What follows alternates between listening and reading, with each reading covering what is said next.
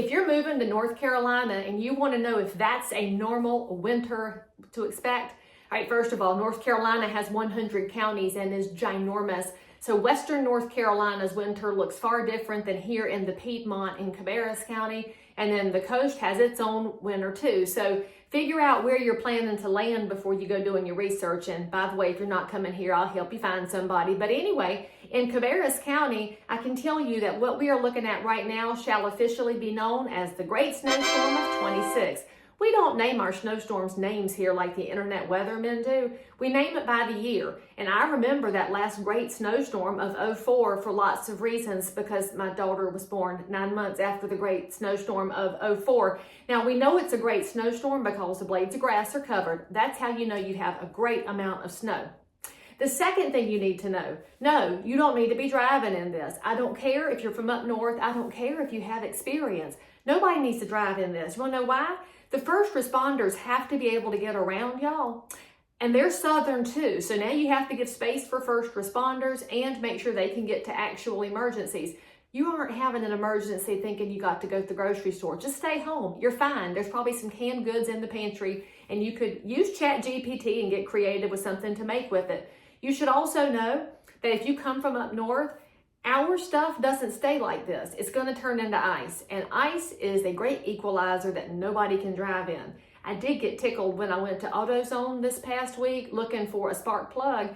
And they were laughing about the fella who had come in looking for chains for his tires.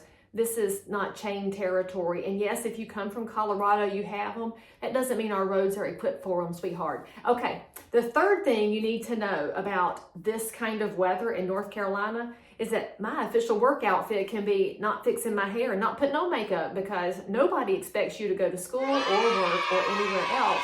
And thank heavens for the internet, you can actually work from home most of the time unless you're one of those first responders who has to get to work. So again, don't fix your hair, stay home and stay out of their way. The fourth thing you should know, if you move here, you can save yourself some money packing that snow thrower because you won't need it here except for once every 20 years or so. So that's going to take up space in your garage and you're going to forget about the gasoline in it, which will go rancid.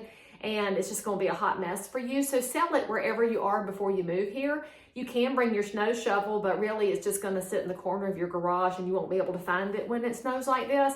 We use a leaf rake. That seems to work fine. Some people use a backpack blower, but with this much snow, you just as well not bother blowing right now and just stay in the house.